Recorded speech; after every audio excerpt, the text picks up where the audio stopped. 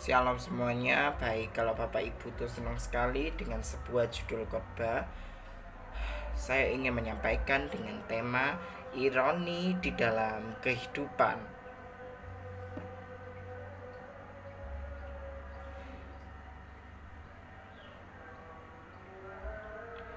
Pada kesempatan kali ini saya akan membahas tentang ironi di dalam kehidupan. Dalam firman Tuhan, sering kita menemui kata ironi yang mendalam, yang menghadirkan pemahaman yang dalam tentang kebijaksanaan dan rencana Allah dalam kehidupan kita. Apa sih pesan Tuhan dalam menghadapi ironi di dalam kehidupan ini, dan apa dampak dan juga perspektif mindset kita, paradigma kita dalam menghadapi sebuah ironi di dalam kehidupan. Mari kita belajar bersama. Yang pertama, poin pertama adalah ironi dalam pemilihan Allah. Allah sering memilih orang-orang yang dianggap remeh oleh dunia untuk melakukan perbuatan besarnya. Contoh aja Raja Daud. Dia hanya mengembalakan 2-3 ekor kambing domba. Dia adalah seorang gembala muda yang dipilih Allah. Pada waktu itu dia melawan Goliat. Dia dipilih Allah untuk menjadi raja besar bagi Israel. Kita baca dulu aja di 1 Samuel 17 ayat 45.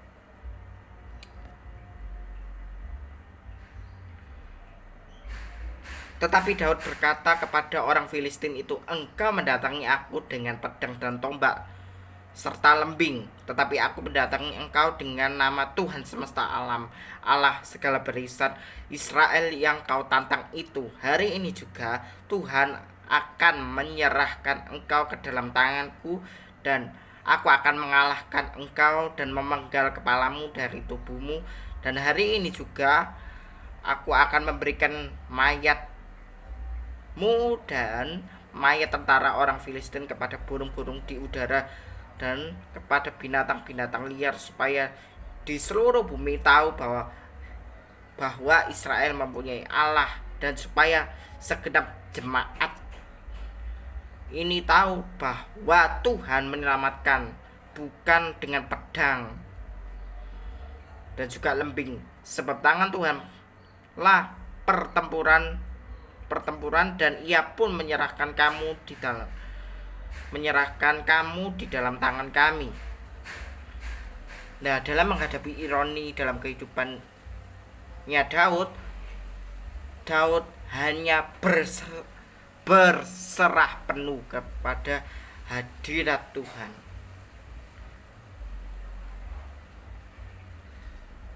Menunjukkan bahwa Tuhan itu melihat hati seseorang, bukan karena penampilannya. Tuhan melihat hati, bukan penampilan atau status yang ada di dunia, melainkan Dia melihat hati. Yuk baca lagi dalam 1 Samuel 16 ayat yang ke-7. Bukan 1 Samuel 16 ayat 7b dikatakan, bukan yang dilihat manusia. Bukan yang dilihat manusia, yang dilihat Allah. Manusia melihat apa yang di depan mata, tetapi Tuhanlah yang melihat hati kita. Tuhan tahu perasaan kita. Tuhan tahu setiap proses yang kita hadapi di dalam hidup ini. Memang banyak sekali ironi-ironi yang kita tidak mengerti di dalam hidup ini. Tetapi percayalah saudara, melalui setiap proses yang Tuhan tetapkan di dalam kehidupan kita ini, kita mau hidup tunduk kepada otoritas yang tertinggi, yaitu otoritas Tuhan Yesus Kristus. Tuhan itu, manusia itu cuma melihat apa sih di depan mata, tetapi Tuhan itu melihat hati. Apapun yang kita rencanakan, biarlah rencanakan ke depan ini, mintalah tuntunan hikmat dari Tuhan, supaya Tuhan itu dapat berkehendak atas setiap proses hidupmu. Karena juga di dalam, kalau tidak salah, di Amsal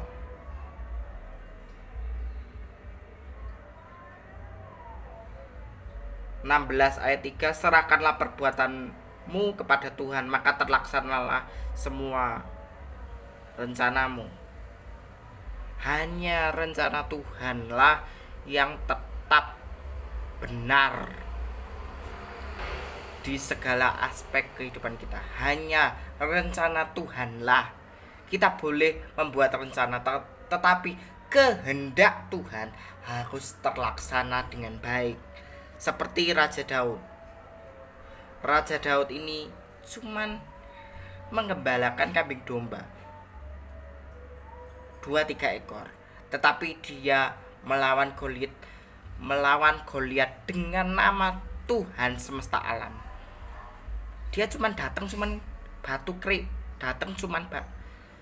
batu kerikil sama ketapel aja, tetapi dia menang atas peperangan antara orang Israel dan bangsa Filistin.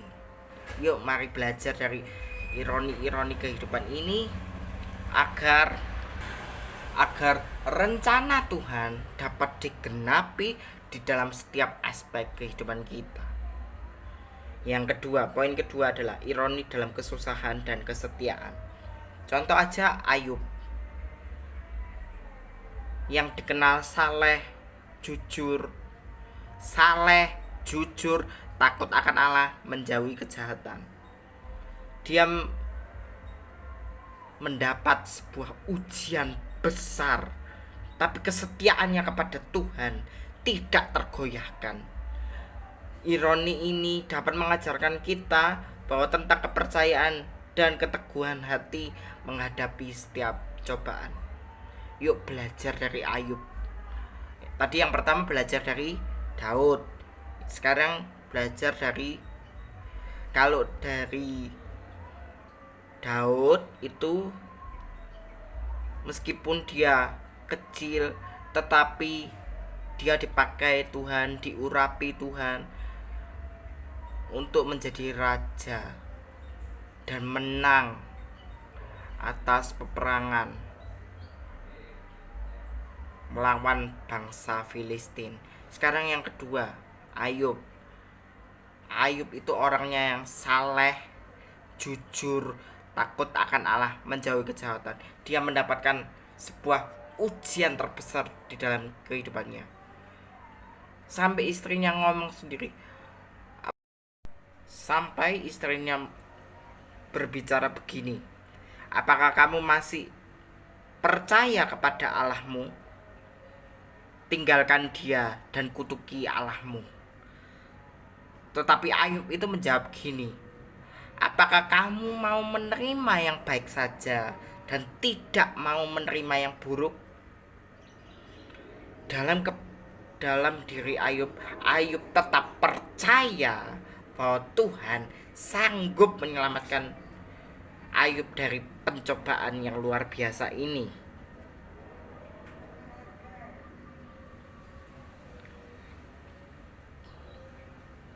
Dalam hidup ini kita dapat belajar yuk sama-sama untuk menghadapi situasi kondisi apapun, ironi di dalam kehidupan kita harus minta tuntunan Roh Kudus, tuntunan Tuhan, agar kita dapat menjalani hidup ini dengan baik. Sekarang poin yang ketiga, yaitu ironi dalam pemberkatan dan kutuk.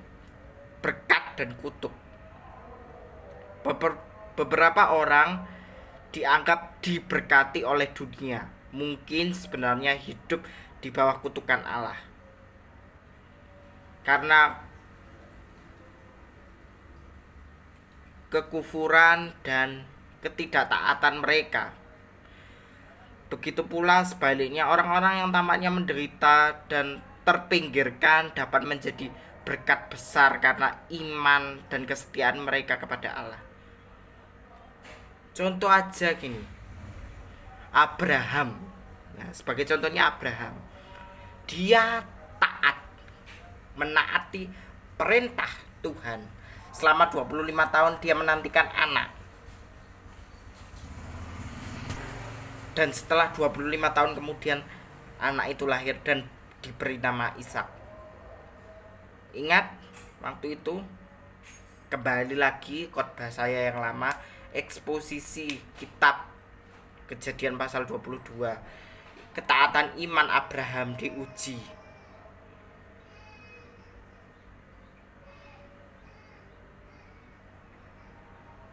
Dalam masa-masa itu Abraham diuji sama Tuhan. Dia setia apa enggak mengikuti perintahku. Dan endingnya apa, saudara? Dia taat. Dia taat, menaati perintah Tuhan. Bahkan dia aslinya di dalam hatinya Abraham itu tidak mau anaknya itu dikorbankan. Tetapi Tuhan mengerti isi hati Abraham. Dia sangat sayang kepada Ishak setelah menanti 25 tahun lahirnya Ishak. Makanya ironi karena ini saudara, manusia itu kadang enggak taat, senengnya aneh-aneh. Ya, kita nggak tahu keadaan yang sekarang itu, keadaan dunia yang sekarang kita nggak ngerti, saudara. Tetapi mengertilah bahwa orang-orang yang dipercayai oleh Tuhan, dia melakukan dengan setia panggilan Tuhan atas hidupnya, agar hidup ini menjadi hidup. Kita dipanggil oleh Tuhan menjadi saluran berkat. Kita dipanggil oleh Tuhan menjadi saluran berkat bagi orang banyak. Dan juga hidup harus memberikan manfaat bagi orang lain. Sekarang yang keempat, ironi dalam kebijaksanaan manusia dan rencana Allah. Manusia seringkali menganggap rencana dan kebijaksanaan mereka sebagai yang terbaik. Namun kata Alkitab mengajarkan bahwa jalan Tuhan yang selalu tinggi dan lebih daripada jalan manusia. Jalan Tuhan itu adalah jalan yang terbaik atas hidup kita. Tuhan membawa kita ke dalam satu proses menuju proses ketaatan. Kita lalui pelan-pelan, saudara. Kita lalui pelan-pelan. Kita mau mengerti Tuhan lebih dalam. Melalui apa? Sikap hati kita, saudara. Supaya nama Tuhan itu dipermuliakan melalui hidup kita. Tuhan memberikan kita mandat supaya kita dapat berjalan seturut dengan maunya Tuhan, sesuai dengan rencananya Tuhan. Ironi ini mengajarkan kepada kita sikap kerendahan hati dan kepercayaan sepenuhnya kepada Allah. 2 Korintus pasal 2 ayat 14 dikatakan bahwa tetapi syukur bagi Allah yang dalam Kristus selalu membawa kami di jalan kemenangan dengan perantaraan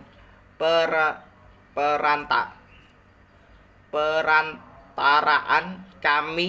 Ia menyebarkan keharuman pengenalan akan Dia di mana-mana. Lewat setiap proses hidup kita, Tuhan mau manusia itu diproses dengan baik. ikuti jalan-jalannya Tuhan supaya dibawa kepada jalan kemenangan atas hidupmu. Poin yang kelima adalah kesimpulan. Apa yang Anda bisa tarik dari ironi kehidupan ini? Ya memang sih, setiap orang punya masalah masing-masing, punya ironi kehidupannya masing-masing. Tetapi percayalah, lewat tuntunan, hikmat, serta proses yang dari Tuhan, kita mau sama-sama berjuang untuk hidup senantiasa di dalam hadirat Tuhan. Dari setiap ironi yang terdapat di dalam Alkitab, kita dapat mengambil pelajaran berharga tentang apa? Kebijaksanaan, kesetiaan, ketekunan, dan iman yang kokoh dalam menghadapi berbagai kondisi situasi dalam hidup kita. Yuk belajar, yuk saudara, agar kita senantiasa berjalan dalam otoritas dan kehendak Tuhan, supaya nama Tuhan dapat dipermuliakan di setiap waktu. Amin. Tuhan Yesus memberkati.